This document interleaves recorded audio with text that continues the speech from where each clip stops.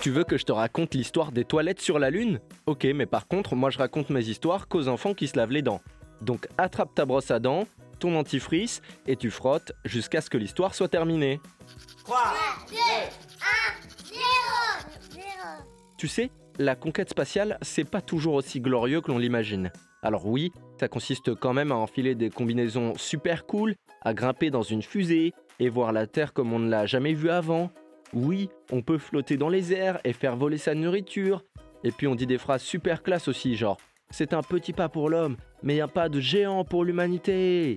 Mais disons-le tout de suite, être astronaute, ça veut quand même dire aussi faire pipi et caca en apesanteur. Ça y est, je l'ai dit. Mais bon, c'est vrai quoi. Tu croyais quoi? Que les astronautes portaient des couches? En fait, pendant un temps, c'était presque vrai. Les astronautes qui faisaient partie des missions Apollo faisaient leurs besoins dans des sacs. D'ailleurs, d'après les rapports officiels, il reste 5 de ces sacs sur la Lune. Bravo la pollution les gars! Si c'est pour faire les mêmes bêtises que sur Terre, il ferait bien de s'abstenir.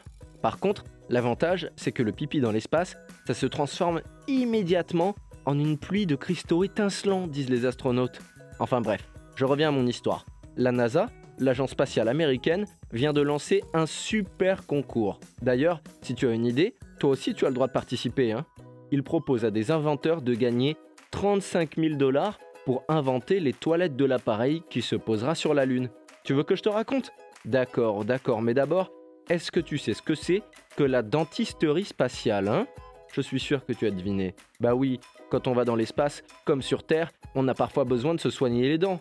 Donc depuis les années 80, la NASA, encore elle, a développé des outils adaptés à l'absence de gravité pour que les astronautes puissent se soigner en cas de carie ou si jamais une couronne sur leurs dents venait à bouger. Mais toi, ça risque pas de t'arriver, pas vrai, si tu te brosses bien les dents?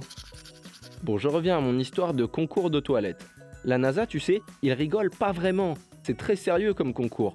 Et il y a un cahier des charges bien spécifique. Il ne faut pas inventer un système trop lourd parce que sinon la fusée va consommer trop de carburant pour aller sur la Lune. Il faut pouvoir stocker les petites et grosses commissions des astronautes, mais aussi les expulser dans l'espace. Et ils sont même allés très loin dans le détail, puisqu'ils ont même précisé qu'il y aurait des points bonus pour ceux qui arriveraient à concevoir un système qui permette aux astronautes de vomir sans avoir à mettre la tête dans les toilettes. Bon, ça y est, j'ai dit assez de saleté. Maintenant, si tu veux gagner 35 000 $, à toi de jouer. Bon, montre-moi un peu tes dents. Fais A, fais I. C'est pas mal ça, bien blanche comme il faut. Tant pis pour vous les caries. Allez maintenant, au lit.